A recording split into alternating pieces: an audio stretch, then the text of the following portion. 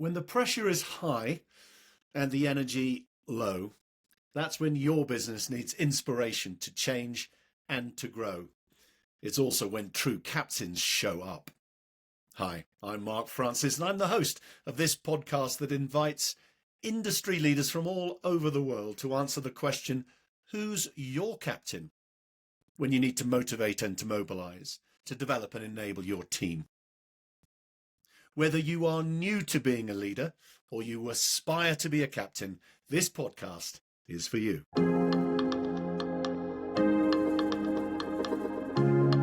So I'm super excited on Who's Your Captain today to welcome Sue Day MBE. Welcome, Sue. Thank you very much for having me.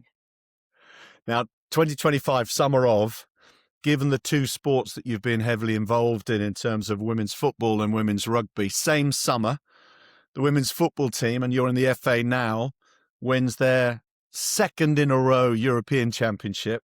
Amazing. And in the same summer, the England women's rugby team that you used to captain, and of course you worked with the RFU, wins the World Cup. So I'd like to start by saying, how did that feel? You can see by the massive smile coming across my face. It was just such a special summer, wasn't it? For that Euros success in the summer to be followed by the World Cup success in early autumn, and for everybody to see all those amazing women achieving, at the very highest level on the biggest stage, and fulfilling all the hard work so many people have come before. It was just beautiful to watch, and the joy in the stadiums of people going to watch, and I suppose being let in on the secret that we've all known for many years about how beautiful and wonderful women's sport is. It was a ridiculous summer. I mean, impossible probably to replicate ever. I agree. And, as someone who was involved as a coach in women's rugby in the early days, to see the journey and then to experience now every time, frankly, that there's a home nations or an international match, the joy, the community spirit, the size of the crowds, the exuberance of the crowds, it's just magical, isn't it? Yeah, if you could bottle the feeling of joy I'm talking about the Rugby World Cup now, because it was a home Rugby World Cup, wasn't it? Yeah. Much like the home Euros for football in 2022.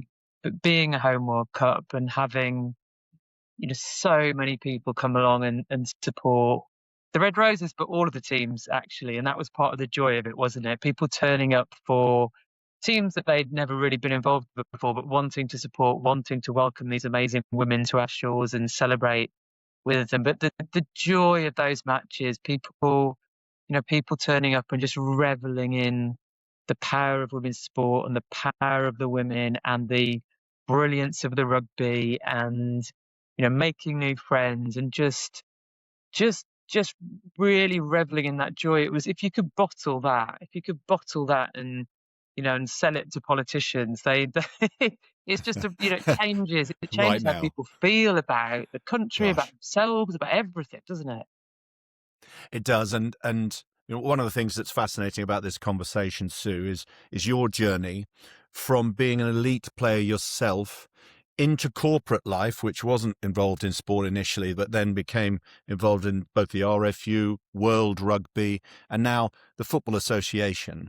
That's a hell of a journey, because, I had the pleasure of, was it pleasure or is it trauma? No, it was the trauma of coaching a team against you. When you were captain at Wasps, you were captain of England, and so incredibly successful as an athlete, to the point where you're still the record try scorer for England 15s rugby, 61 tries in 59 internationals. It's a remarkable record. Under threat. You're definitely under threat. Horribly under threat from Jess Bream but also Ellie Kildan. They were both pretty close. Yeah. But that's the journey I'd love to get your insight on, in terms of how did you transition from being a leader as a sports person, a captain, literally a captain, into leading the sport from the outside. How did you do that? How did you make that transition? My transition, the journey that I took is probably different than the journey that the current and future players will take. And by the way, I really hope that current and future players will take that journey. Because, if you paint a picture of 10, 15 years in the future and our games are being run by past and current players, though these amazing women, we have in the past lost too many brilliant women out of sport. So finding the right pathways to keep them in and help them develop is really important. So my journey was that the whole time I played rugby for Wasps in England, I was also working and working in finance, because of course in those days you couldn't make a living from playing rugby. I was lucky enough to have a really supportive employer who enabled me to work 3 days a week for pretty much the That's very entirety cool. of my rugby career. And that meant that I was able to earn enough money to live on, to be the best rugby player I could possibly be, because I could spend time training and learning, and then but still build a career. And so whilst my career grew probably more slowly than if I'd been working full time, it grew. And so when I retired from rugby, I was in the really fortunate position of having an established career. In those days, I worked at KPMG, worked in finance. I qualified as an accountant just about exactly the time that I was getting into the England rugby team. And so I retired from rugby and then worked full time in finance. And for the next sort of 10 years or so, I was working full time in finance, but also was lucky enough to find ways to keep, sport as part of my life. So I was president of Wasps FC, the amateur Wasps amateur rugby club. First woman to be so. Well done. Congratulations. Yeah, that's right. But really grateful for the opportunity that group and that committee gave me at that time, because that opportunity hadn't been afforded to many women, and it was a wonderful way to stay involved.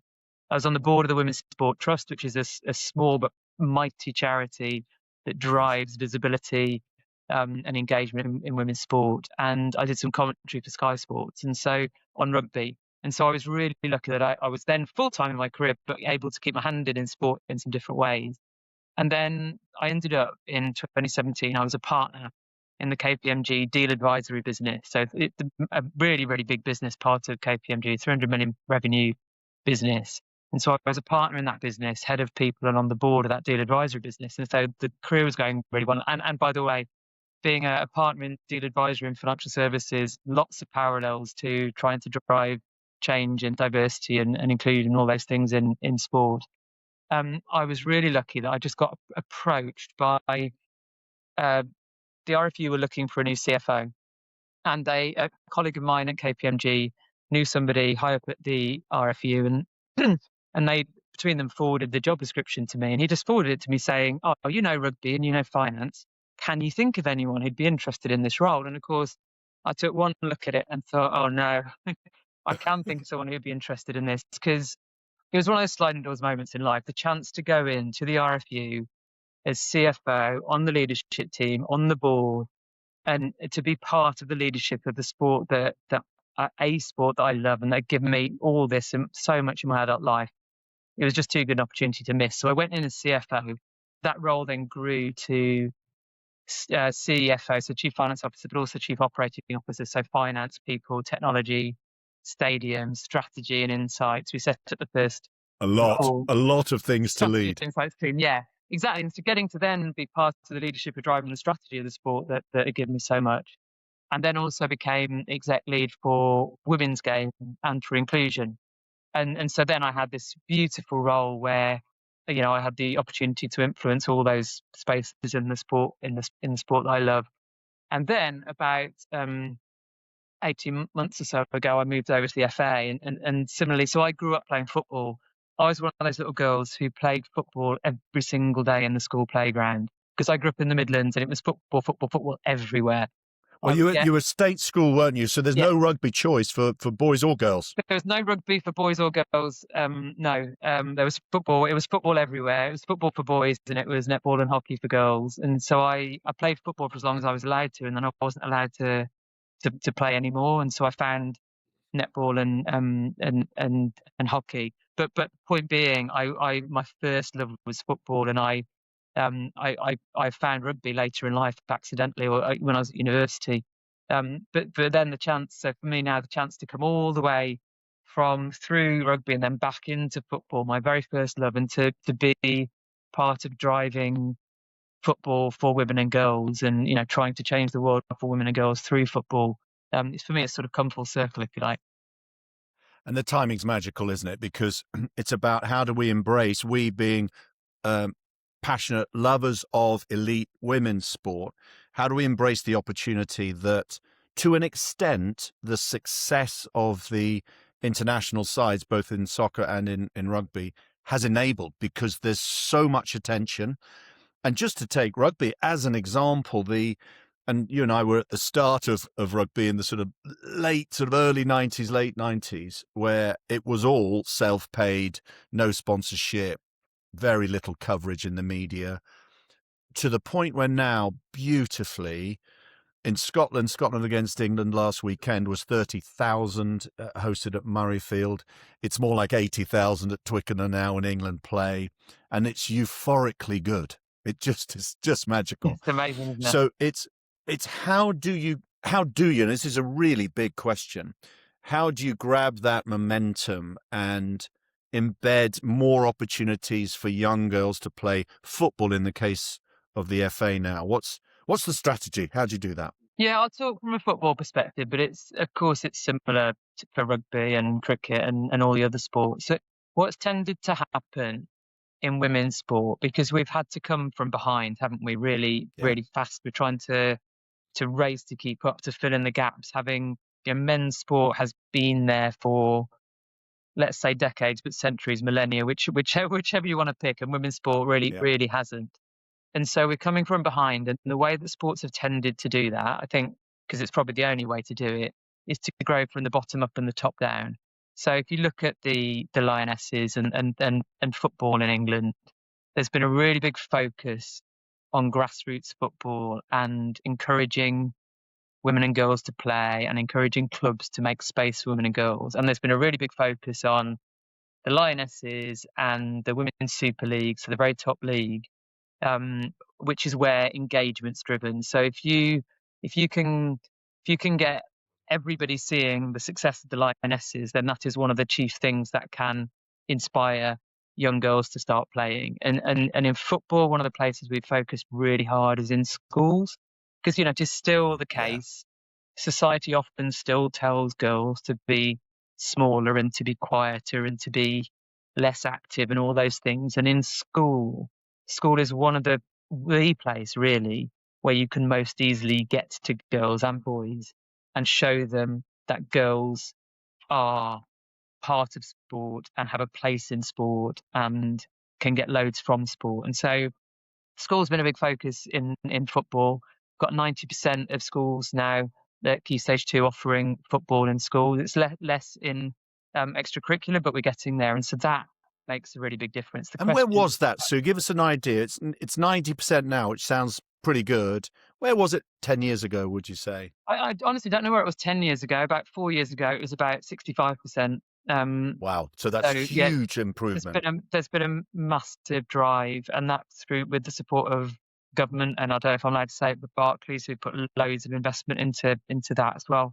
You are allowed to say it. Good for them. A really good point about finding the right partners who really care about it. Because yes, you want commercial partners for investment, of course, but it's also about finding the partners who really care and really want to help grow it together. Because a lot of work they've done doesn't really get any thanks, because it's about building infrastructure in schools, and it's not the big shiny stuff that people see. It's the stuff going on behind the scenes.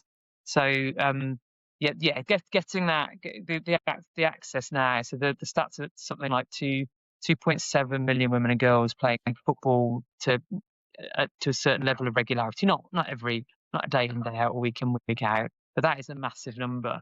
The question is then, how do you find the right ways to keep them in football? And so then it becomes about structures and infrastructure. So how do we are trying to support clubs with the right programs to help them develop the right spaces for women and girls, because it's really important to recognise that that's different. Sport has been built by and for men's sport, and making sure the spaces exist that serve women and girls and that feel welcoming to women and girls. So supporting clubs, and then And then a bit further up the pyramid, how do we find the right pathways? So, we should name it. If you look at the Lionesses that succeeded in recent times, the team's been very white, which is, I think, it is a reflection of the lack of access at the bottom of the pyramid. So we've done a lot of work in making sure that there is much greater access geographically and by background and all of those things at the bottom of the pyramid, so that any girl with talent can find her way into the pyramid.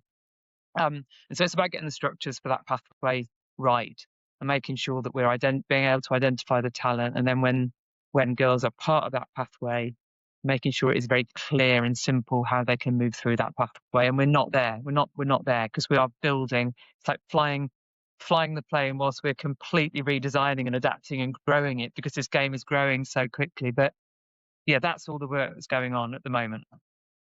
And then how do you develop the, I'm going to say advocates. So let's say we've got the ability to play football in 9 out of 10 schools on some sort of curriculum basis, which is a big thumbs up. You get some talent and then say, I want to continue beyond school. And it's actually the quality of the coaching, the quality of the mentors that advise, well, here's a club that will really develop you. How do you create those enablers, I call them, whether they're coaches or mentors? How do you do that? Yeah, it's because it's all about people and infrastructure, isn't it? Making sure the right pathways are in place, and then making sure the right people are in those pathways to develop players. And of course, that is a massive opportunity in and of itself. But people having the opportunity to be coaches, to be mentors, is something that just didn't really exist in women's sport, or certainly not to the breadth that it does now. So that's then about creating the programs for coach development and referee development. We're doing a big piece of work at the moment into what we're calling, in its broader sense, workforce. So I guess the problem statement is women's football is growing so quickly, which of course isn't a problem, it's a wonderful thing, but it's also growing so quickly that the workforce can't keep up with it. So we're doing a piece of work that says, okay, what are the roles that are currently needed in women's football? What are the roles that will be needed in women's football? And where can we go? What pools can we tap into to recruit all these people? And of course, one of those pools is current and former players. Others is, we need to develop people in the community game, in the grassroots game, volunteers, but also there will be a pool of volunteers who might become workforce in the professional game. So it's about, we have to do these things deliberately. This stuff does happen by accident, but if we just let it happen organically, it will be fine, but it won't be great. If we name it, if we're deliberate about it, if we are clear exactly what sort of people we want, with exactly what skills and exactly how we develop those skills, we will end up with something beautiful and brilliant. And that's what we're trying to do. What sort of numbers are we talking? Because, as you say, workforce, I like that name because it's exactly that, isn't it? What sort of numbers do you think you need or will need in the next couple of years in terms of coaches? For example, there's more than that in a workforce, but coaches, physios, people who are vested and passionate about the sport. What sort of numbers are we talking about? Yeah, just in England. it's thousands, but anything more specific than that's the question I can't answer for you at the moment, and that's exactly why I want to do this piece of work. It's thousands and thousands because there are millions playing the game now, and that's enough for people. Great news. So it's a big job, but it's also a wonderful opportunity for so many people. Yeah, and I just, being involved in sport myself, and I know exactly what you're talking about, that you can have your volunteers, which is great, but if you don't have an infrastructure where you are producing more and more quality coaches, physio support, you start to have the system starts to creak. Yeah, and opportunity ends up going to people of privilege in its broader sense, or people who know somebody who knows somebody. And what we want is to make sure the opportunity goes to the people who are best placed, who have the most potential. And so we have to be really deliberate in working out where we will find those people and how we can connect those people with the opportunities that will be available. Out of pure fascination, I'd love to ask you the measures of success. So you've got a super clear strategy. and there's a very clear need for that. How do you measure success? So you're director of women's football for the FA. How will you measure that journey of success? What will the key milestones be of, yes, we are getting there? Yeah, so I'll start at the very end, if I may. You 'Cause can. I think in leadership you always need this beautiful, inspiring vision, this thing that you can get people excited and galvanized behind. And then you've got to do the hard work behind the scenes of all the structures that go towards building it. The vision, and by the way, we're still working on this, so it's not as beautiful and as inspiring as it will get. But if you fast forward to 2035, let's say, Oh, yeah. and I picked 2035 because we know at the moment that we have the opportunity to bid for the 2035 Women's Football World Cup. And so that gives us an opportunity to get people excited behind. And it can often be hard to get people to think in the long term. But if we have the 2035 World Cup to pin things on, we can get people excited about this potential long-term opportunity. And by the way, that 2035 World Cup would be a 48-team tournament around the whole of the UK. It would be 100 and something football matches. It would be 16 stadiums. It would be 4.5 million tickets. It would be billions of people watching on TV. And so in itself, it would be this amazing moment that puts women's sport, on the map. It would be the biggest single sport event ever held on British soil, not women's, just biggest, full stop. And so we've got the opportunity to bid for that. We haven't won it yet. So but that's the dream. So in 2035, you have a really successful Lionesses team who are smashing it on the park and being amazing role models for every woman and girl around the country. You have beneath that a pyramid and a pathway that is thriving, underpinned by a really diverse, inspiring workforce, underpinned by excellent governance. This is the boring bit, but excellent governance where women's football is fairly represented. You've got a game that is driving hundreds of millions of revenue to reinvest back into the game. That's including, of course, the Women's Super League alongside the work that the FA and other leagues are doing. But that, by the way, is so important. And sometimes we forget to call this bit out. We have to make money. We have to make money from women's football and other women's sports so that we can reinvest it in all the wonderful things that we want. There's the accountant in you. Yep, there's the accountant. All the things we want to do, we've got to have some money from somewhere. And you've got millions of fans who are just getting joy from watching the game and they're engaged with it. And we have equal opportunity for every single woman and girl who wants to be involved in football. Now, I'm not promising that there will be as many women and girls playing as men and boys because it's up to the women and girls, right? But if they want to play, they have equal opportunity to play. So for me, they're the success measures, the long-term success measures. The question for us then is how you break that up into bite-sized chunks and how we say, right, we're here now, we want to be there into 2035, and what are the milestones along the way? Yeah, smiling at your vision because it's magical and it is compelling, no question. And part of the reason to smile is the experience I had during the Women's World Cup of Rugby last summer, sort of September time, was phenomenal because it replicated the concept of, I went all over the country.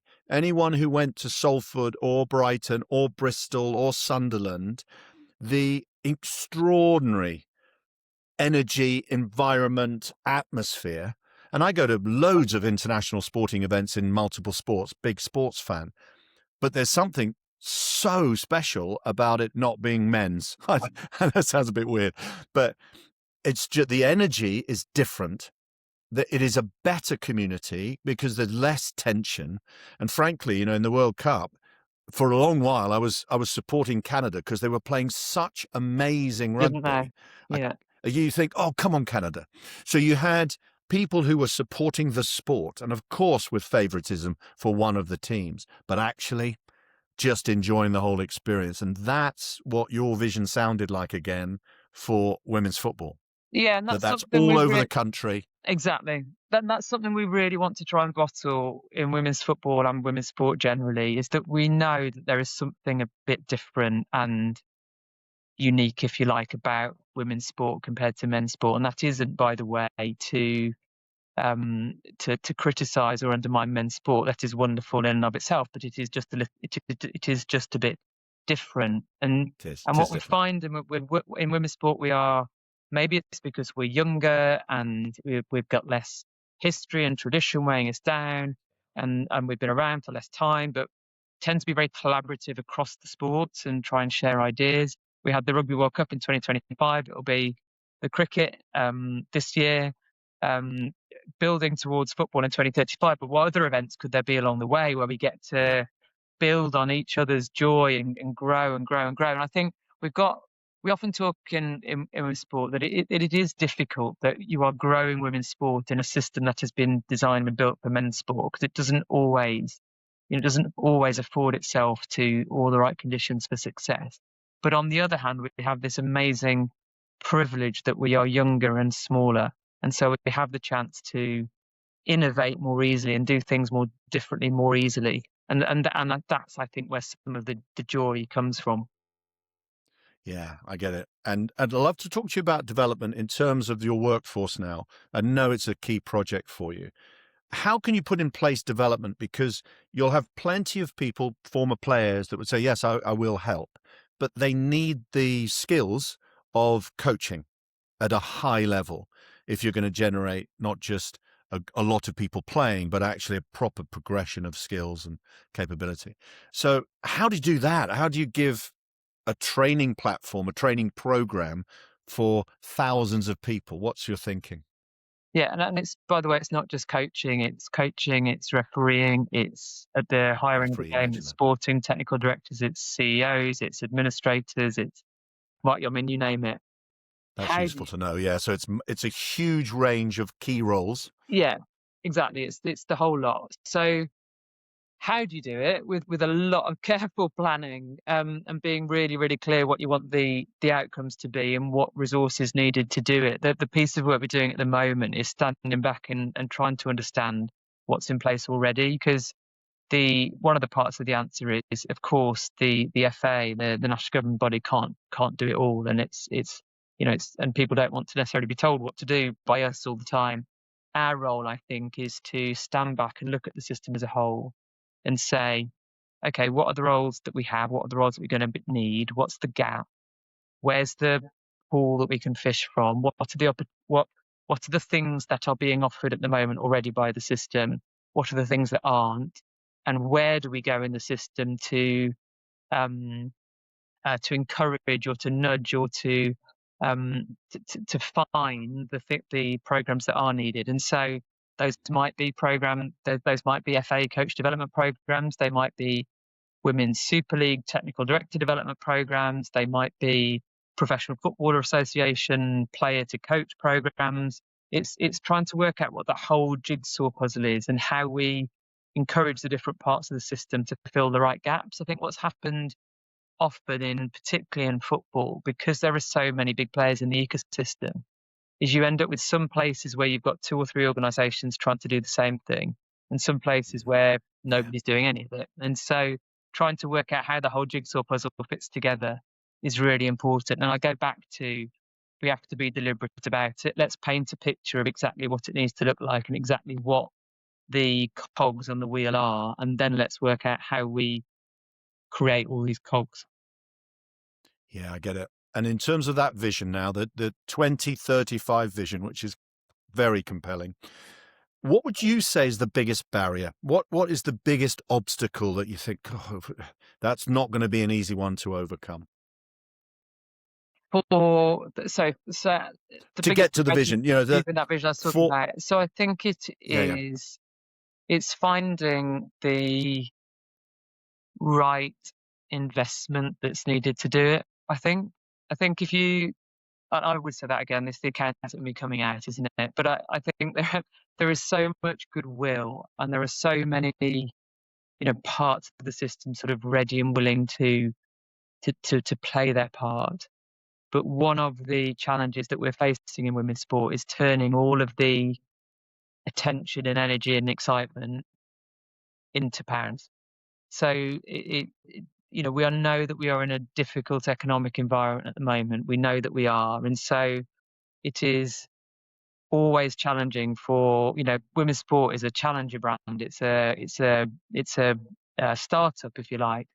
And so in a difficult economic environment, finding enough investment and funding to do all the things that we want to do, I would say is the biggest challenge that we're all facing across the whole of women's sport. That makes sense to me. I'd love to ask you as well about communication, because it's great to be asking you these questions and finding out, because this is information that I'd like to have, because then I think, oh, how can I help in some way? I'm sure that's true of lots of people, but not lots of people get the opportunity to speak to the director of football. So how do you communicate to people who are not on some sort of fancy social media that they'll just pick it up naturally when the FA send out a bulletin?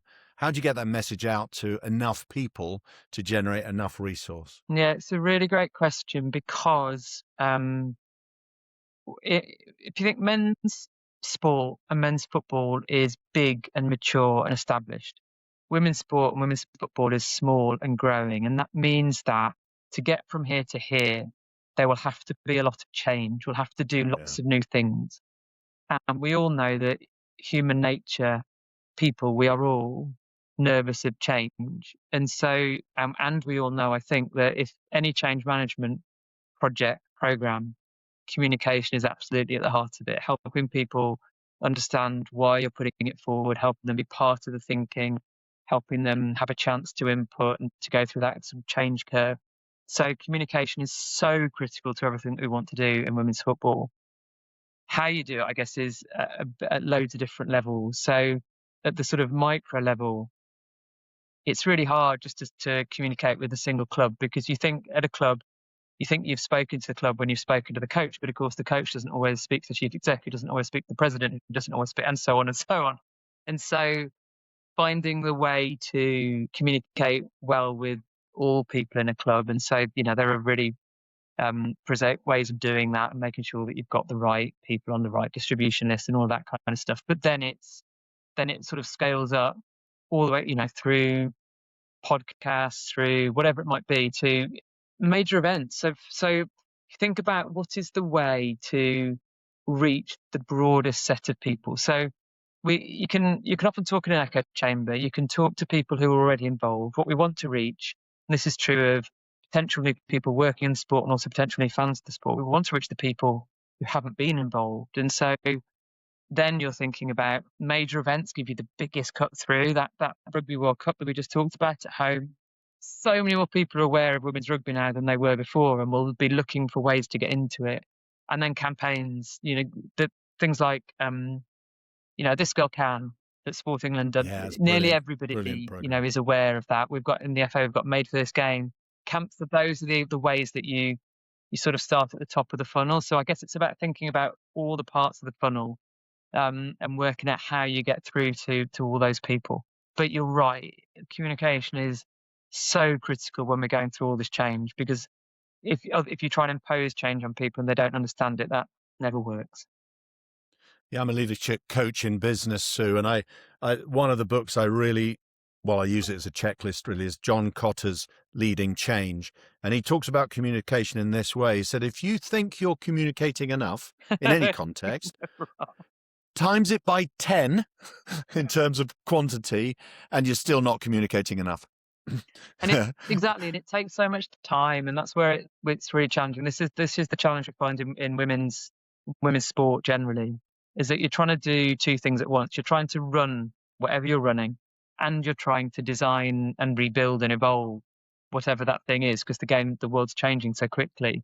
And so you're already pulling in two directions, and then it's so easy then to not create enough time and energy for the communication part of it, because it gets left till last. And so having the right capacity and skill set to do that is really important.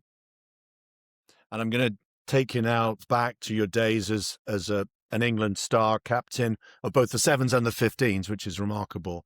And I'd like to ask you about, if you were if that was now, if you were playing for England now, you'd be someone that everyone recognised walking down the street. If you take the England team now, highly recognisable and are big brands in and of themselves, which is magical.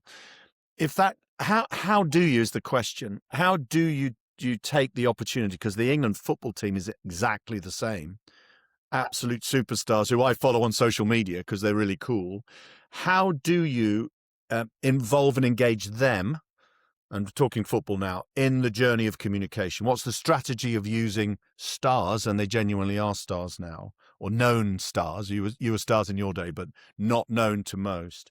How do you optimize that opportunity? Yeah, there's two sides to that, I think. There's how do we tap into their knowledge and experience as we're designing and growing the game? And then there is, bluntly, how do we use them to drive engagement with the game? And I think on the latter, it's about giving them as much freedom as we possibly can. I think traditionally in sport, we've tried to control but there's been a lot of control over what athletes are allowed to say and where they're allowed to say it, how they're allowed to say it. And I think we have to get more and more comfortable with actually trusting them and giving the freedom to show themselves, because all of the data, all of the information that we have says that people, particularly in women's sport, particularly female fans of women's sport, connect with individuals rather than with teams, and they will connect with those individuals when those individuals are allowed to show their whole selves. And I think both over the Lionesses Euros and the Women's Rugby World Cup, there were some really brilliant examples of those players being allowed to be their whole selves and perhaps saying and doing things that, rewind a few years, it would have made comms directors more nervous. So there's that side of it. But then on the other side of it is, how do we tap into the expertise of those players without overloading them? So if, for example, the Lionesses in camp, when they're in camp, they need to focus on being in camp and training and preparing themselves for games. And when they're not in camp, they're with their clubs, so they don't have much access to them. But having enough time with them in camp to say, look, here's what we're thinking. Here's what we think the world will look like in 2035. Please tell me what you think, because you know the game better than anybody else, and getting their input into that. Because I mean, the ideal would be, wouldn't it, if we get the opportunity to host the 2035 World Cup, and one of those Lionesses is chief exec of the, some of them will still be playing, but one of them could be chief exec of the company that runs the Rugby World Cup. So tapping into that expertise in a respectful way that doesn't take too much of their time, but does help them feel really involved and excited about the future is a really important part of it. Yeah, I mean, I just take, and it's a rugby example, this one, the most followed current rugby player on social media is not a man. Yeah. And, that says everything. And also Lona Meyer is she's so funny. I mean, I watch her videos not to think about rugby, although she's a great rugby player. It's actually it's so positive. It's so life enhancing. It's like, yeah, I want to watch that every day, please, Alona. And that's the point, right? That would not be scripted by a governing body. Quite the reverse, right? Exactly. And I love her as a role model for women and girls. She is comfortable taking up all of her space and saying what she thinks and wearing what she likes and advocating for the things she cares about. She's just the most wonderful role model. She hasn't listened to those messages that society throws at you that says you've got to be a bit smaller and quieter and all those things. It's just brilliant. What a role model. Yeah, and after the sevens in Paris, which was magical to see so many people watching women's sevens, her announcement after they surprisingly won the bronze medal, deservedly, but slightly surprising, they beat Australia. And then she said, listen, we're not really well funded. We're more successful than the men. They get more money than we do. And then just one individual said, right, here's 4 million. Let's sort that out. And It's magical stuff. Yeah. And there's the impact, right? There's the impact. What else is on your mind as head of women's football in England? What is taking up your brain space right now that matters? The big question for me is how we grow it right. So we're at this beautiful moment in women's football and a lot of women's sports. So I keep drawing that parallel. I always talk about it as the most wonderful privilege and the most terrifying responsibility, because we're at this moment in time where women's football and women's sport is pretty big, so it's got people's attention, but it's still small enough, and there is still so much growing to do that we need to mould it and shape it for the future. And how we mould it and shape it now will impact how it exists forever, because it's this structural stuff, it's the nuts and bolts that we are putting together at the moment. And so it is so important that we build it right. And that means for things like when we are doing all of these coach development programs and identifying talent, how are we doing those in a way that genuinely means that they are accessible to everybody who has potential, not just accessible to, people who are well connected or whatever it might be. And so for me, that's the biggest thing on my mind, that responsibility for, we aren't just trying to make sure a pathway gets funded here. We are trying to design it in such a way that it can be really sustainable for the long term, and so that it is as accessible as possible, so that we are making sure that the best talent can thrive. So yeah, as I say, wonderful, wonderful privilege, but what a responsibility we've all got in the middle of that. Yeah, I'm going to share with you one of the things I love to do on the podcast is when I'm researching the person who's going to be joining me as guest, I use ChatGPT and I ask this simple question: what makes, and in your case, Sue Day, special? And you ask ChatGPT that, and it always throws up something interesting. But I'm going to read it out, and you're going to give me your response and go, "Yep, that's me. I'm proud of that." Or, "Really? It says that?" So here we go. Top 3 things. What makes Sue Day special? Number 1, real impact of multiple layers of sport. And then it lists as player, as administrator, as director. So real impact at multiple layers of sport, number 1. Number 2, shaped global women's rugby. And it's referencing your work with World Rugby there more than the RFU. And then number 3, corporate leadership 2. So you were a leader in the corporate world, and it just says 2 as well as sport. So there you go. Those are the top 3. So what do you think? Well, ChatGPT is very kind, isn't it? Well, there's certainly all areas I've been involved in. That's great. I think I agree with this point about real impact, because the role of a CFO, you are very much behind the scenes, and you're a COO as well as CFO. That has a huge impact on the whole.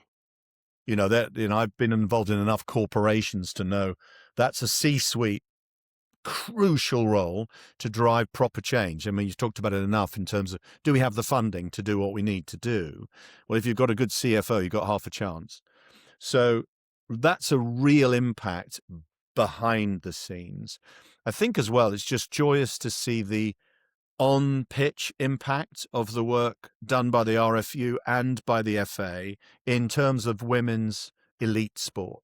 So the elite teams, the international teams, the premierships in both football and rugby, the quality of the product is incredibly high, and that matters. Yeah. You as a sports fan, if you go and watch a game that's not very good, I don't care what the sex is, you just go, I'm not going to watch that again. And you watch the Lionesses, and you just can't wait until the next game. Yeah.